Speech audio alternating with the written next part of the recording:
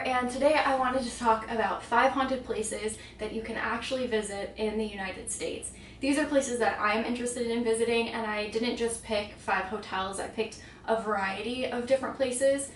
So hopefully you'll be interested in hearing about this list, learning about these haunted places, and maybe potentially even visiting them one day. I'm going to save the one that I'm most interested in for last, so stick around for that one.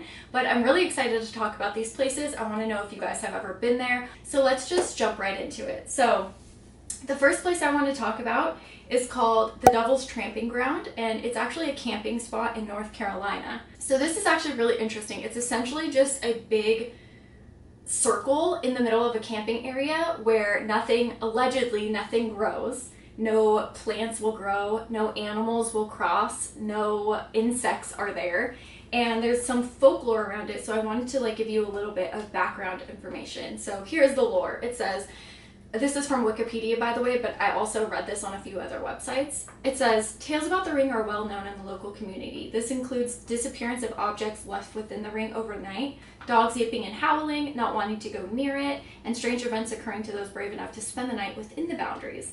It has been alleged that nothing has grown within the 40-feet ring for 100 years. Legend says that this is the very place the devil himself can rise from the depths of fiery hell and come to earth.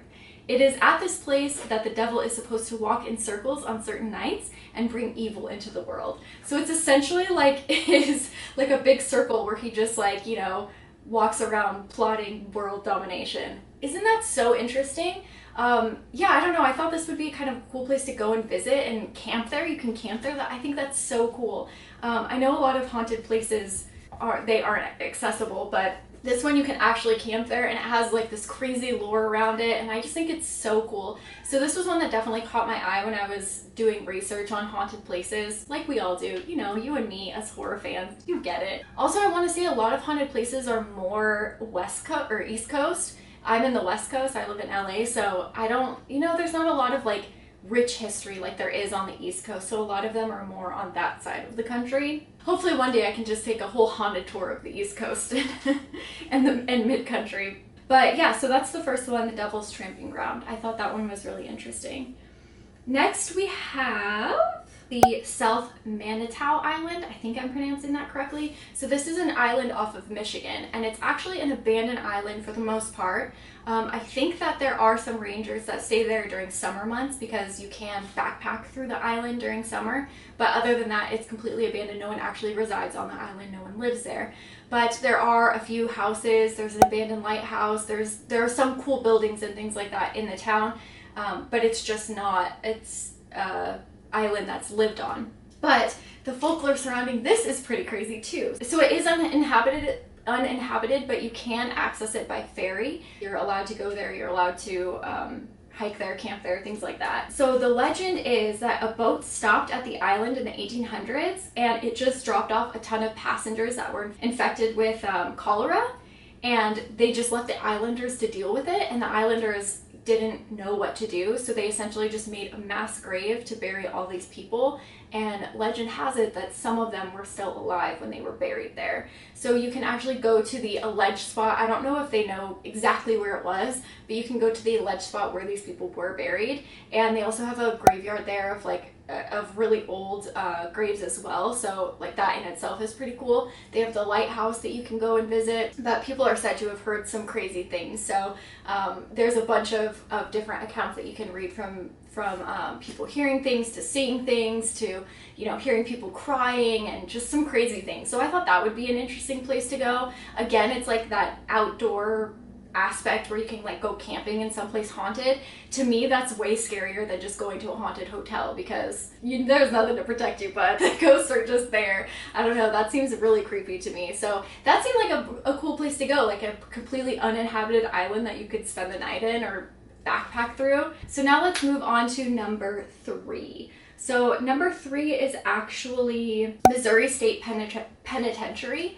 So there are a ton of penitentiaries that you can visit. They're old and they're just beautiful buildings. Like a lot of them are just so incredibly beautiful. A lot of them sadly have a tragic history, and a lot of them you can go to either tour, or for this one in particular, they like center it around a ghost tour. So the reason why I picked this one, because there are some that you can go and visit, like Al Capone's cell and things like that. But this one I picked in particular because it's centered around ghost hunting and you can actually spend the night in it. So this one doesn't have any particular, like any specific rates, because you can go for a few hours, you can go all night long, like you can spend an 8-hour night in this place just ghost hunting. So I thought that was cool. And then they have private tours and they have public tours and they've got all sorts of different packages. So I can't give you, my cat's beating up my dog. I can't give you a specific price for this because there is such a variety, but I thought it was interesting because it's centered just solely around ghost hunting. So it was opened in 1836 and it was decommissioned in 2004. So it's like one of those big, beautiful older buildings. And it was once named the bloodiest 47 acres in America by Time magazine, which I thought was kind of crazy, which is probably why they focus more on the paranormal aspects of it. And the website has a lot of information about the inmates' house there, the executions that took place. I mean, they have really detailed information about like the time and date of each execution, what each person had for their last meal, what crimes they committed. It's really in-depth information. It also has information about riots that took place there, people that have escaped. So the website's really entertaining in itself, and I think it's really cool that they let you go in and investigate for hours on end. And I thought that would be so creepy to spend like 5 or 8 hours overnight in a supposedly haunted old penitentiary.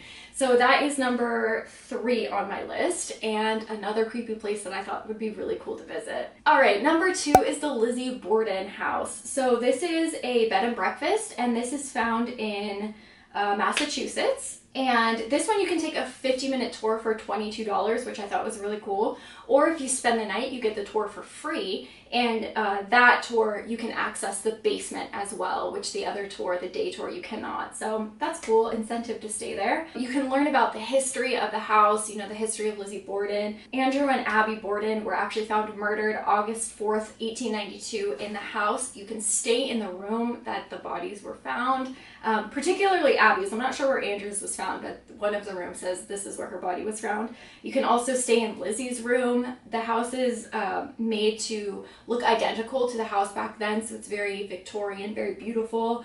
And there's also a lot of artifacts throughout the house from the actual murder case as well. So if you didn't know, they were found killed with a hatchet, and Lizzie Borden was the one that was suspected. I think her and the maid were the only ones who were home at the time, if I'm not mistaken. There are tons of documentaries and movies made about this, which just makes it such one of those like infamous crimes that will never be solved. She was actually put on trial and found innocent. Would you stay in her bedroom or a house where one of the bodies was found? That has always been on my list of places that I want to visit.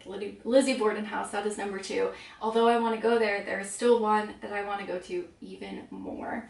And that is the Valiska Axe Murder House. So this has been on my radar for many, many years, and it is in Iowa. It is $428 to stay overnight, and you can have 1 to 6 people. So not bad splitting $428 between 6 people. The only thing I will say is it's not a typical hotel where it doesn't have electricity or running water.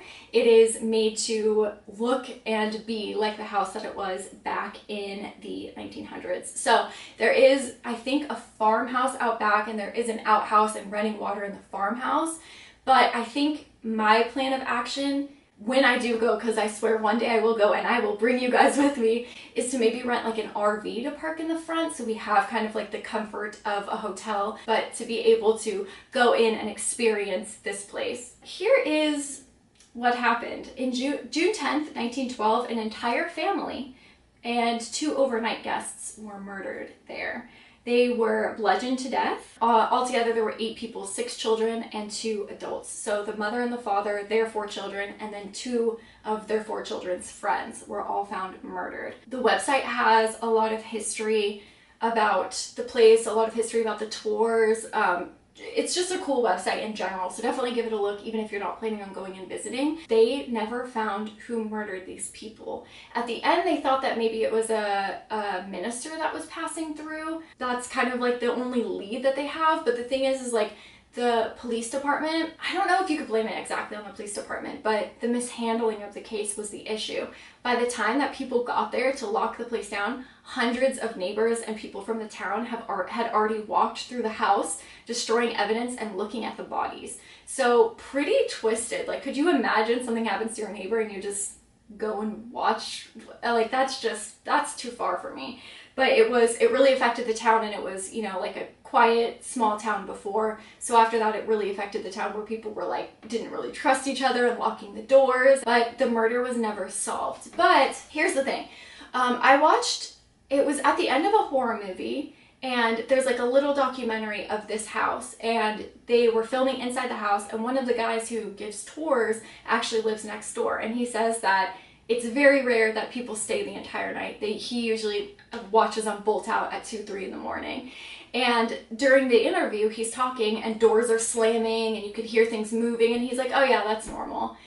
Can you believe it? And on the website, it tells you like some tours had to be cut short because ladders have moved or toys have levitated or just these crazy experiences have happened. So I just think that if you are interested in the paranormal, like I don't necessarily know if I believe in ghosts, but I feel like this would be a place where I would go and maybe get some evidence that, oh, perhaps they do exist. So this is number 1 on my list of places to go to. It looks so creepy, so fun, and only $428. I feel like I could load up a car of my horror-loving friends and head out there, and I think it would be so fun. So let me know what you guys think. What is the number 1 place that you want to visit that is haunted? Have you ever been to any haunted locations, and would you visit any on this list? That is it for the video today, guys. Remember to watch lots of horror movies this month, and check back in tomorrow with another horror video. I'll see you tomorrow, guys. Bye.